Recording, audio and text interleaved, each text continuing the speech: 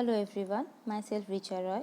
This PPT is about the introduction of compiler, where you will learn about the definition of a compiler and how it works. These are the outlines of the presentation which will be explained further. Now let us move on to the first slide of the PPT, that is, what is compiler? A compiler is a program that reads a program written in one language and translate it into another language. This is the simplified view how the compiler works. A compiler translates the source program, that is the high level language, into a target program, that is the low level language such as assembly language. Moving on to the next slide, as we can see that here are the cousins of the compiler. Preprocessor is a cousin of the compiler which produces input to the compiler. They may perform the following functions such as macro processing, file inclusion, rational preprocessors, language extension. As we can see that macro processing define and use shorthand for longer constructs. File inclusion includes the header files. Rational preprocessor are used for data structures, and language extensions are used for query language embedded in C. That is, SQL queries are embedded in C programming. Moving on to the next slide, we can see the model of the compiler. The model of the compiler consists of two parts, that is the analysis part and the synthesis part. In the analysis part, the source program is determined and are recorded in a tree structure. In the synthesis part, it translates the operation there into the target program. As we can see in the diagram that there is a front-end language specific and a back-end language machine specific, and in the middle there is an intermediate language. Means the source program first converts into the front-end language specific, and through the intermediate language it converts into the machine specific language, that is the target language. Moving on to the next slide, there are some software tools for analysis part. What are those? Firstly, there are structure editors which gives the hierarchical structure of a program and it suggests keywords and structures automatically. Next, it is a pretty printer which provides an organized and structured look of a program and the color font which are used. Next is the static checkers which discovers potential bugs without running and also identifies logical errors and dead codes. Next is interpreter, which does not produce a target program but executes the operation implied by the program. Next is the typical language processing system, that how a language but how a C program or any program works. Here, as we can see that there is a source program which is passed through a preprocessor to produce the source program, and then it passed through the compiler to produce a target assembly program, and then it passed through the assembler to produce an object code, which is finally passed through the linker to produce the absolute machine code. Now, in the previous slide, we learned about the preprocessor, which produces input to the compiler, and we also learn about the compiler which translates the source program into the assembly program. Now, what is the assembly program? An assembly program is a language which is a low level language for microprocessors and other programmable devices. It is not just a single language but rather it is a group of languages. An assembly language implements a symbolic representation of the machine code. These assembly languages are used in CPU. An assembly language is the most basic programming language available for any processor. Now, what is an assembler? An assembler is a type of computer program that interprets software programs written in assembly language into machine code and instructions that can be executed by the computer, that is the binary code. Now, what is linker? A linker is a computer program that takes one or more object files generated by a compiler and combines them into one executable program. Moving on to the next slide, which is the most important part, that is the phases of the compiler. As we know that the source program goes through these phases to produce a target language. Now, what are the phases of the compiler? Firstly, there is a lexical analysis part, then is the syntax analysis part, then is semantic analysis, then code optimizer, then code generator. As we can see that in the lexical analysis part, the source program is scanned to generate the tokens. Next is the syntax analysis phase, where the source program is breaked and produce a parse tree. In the semantic analysis part, there produces an annotated parse tree. What is an annotated parse tree? The syntax, in the syntax analysis phase, only the parse tree is generated, and in the semantic analysis phase, the parse tree is refined, means that the parse tree is syntactically corrected and then it is the final parse tree produced in the semantic analysis phase.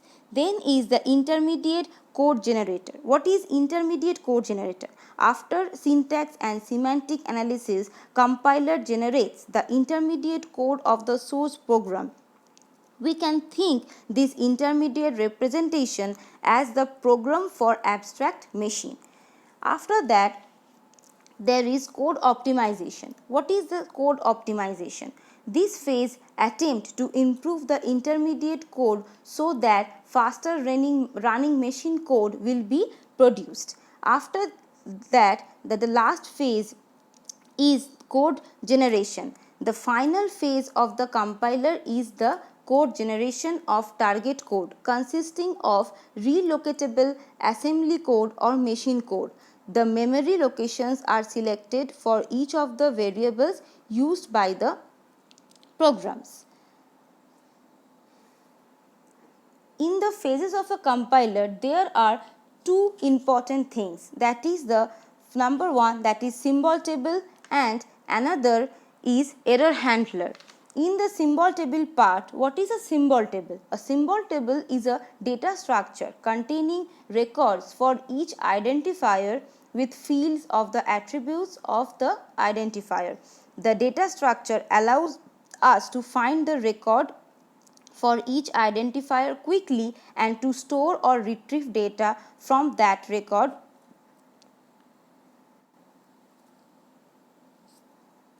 Now, the next is error detection, recovery or error handler. Each phase can encounter any type of error. To identify or to detect that error, this error handler or error detection is used. There are different types of errors, that is lexical error, syntax error, semantic error. Lexical error consists of int abc or one num. Syntax error consists of total equal to capital plus rate year. Semantic error is like value equal to my array. These are the following errors. The examples are given over here. Now, this is the most important part, that I am going to show that how a statement is processed by a compiler. Now, as we can see, there is a statement written result equal to a plus b into 10. The first phase of the compiler is lexical analyzer, where it will identify the variables which we are using. So it is written like id1 equal to id2 plus id3. id is nothing but an identifier.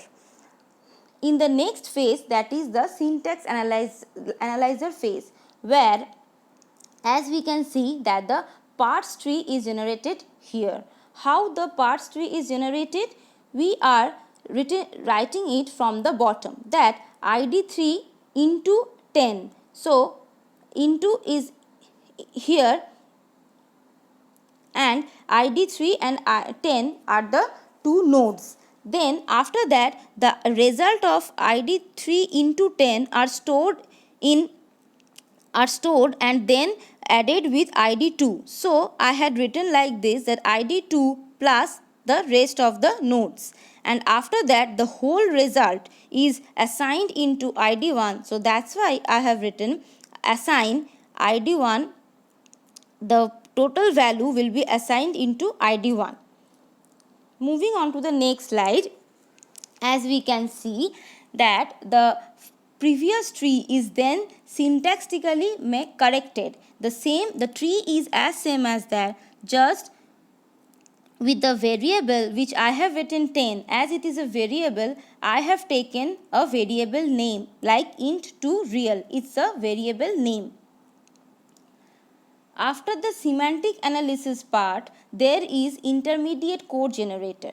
What we are doing with the intermediate code generator? Firstly, we are storing the number, the variable, that is int to real, into a variable named temp1.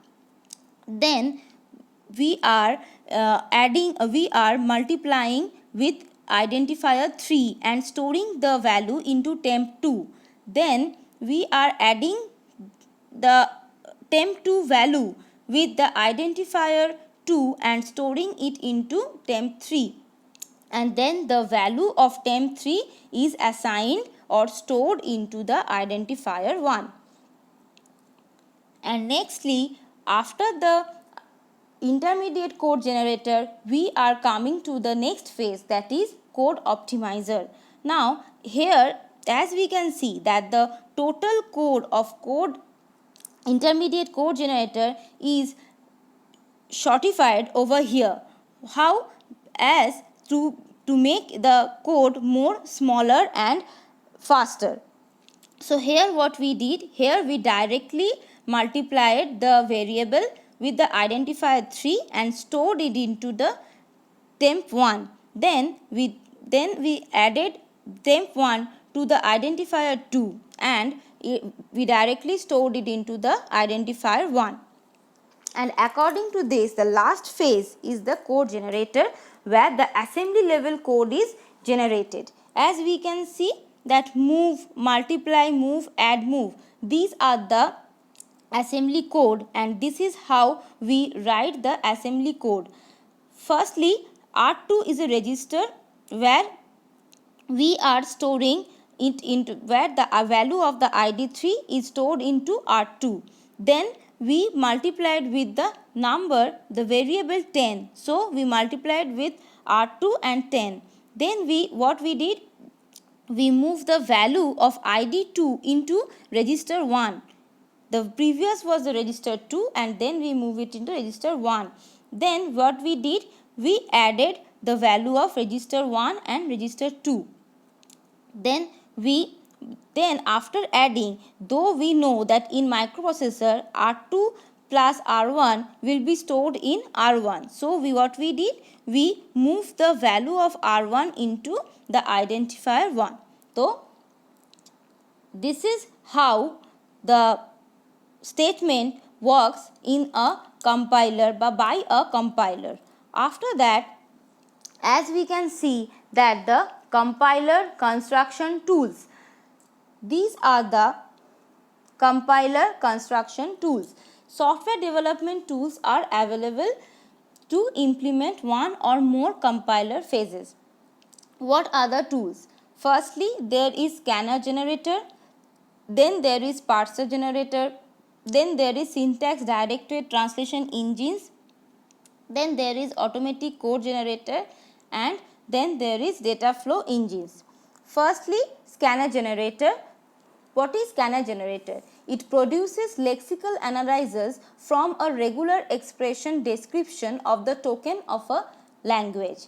Next is parser generator. Parser generator automatically produce syntax analyzer from a grammatical description of a programming language. Next is syntax directed translation engines, which produces collection of routines for working a parse tree and generating intermediate code.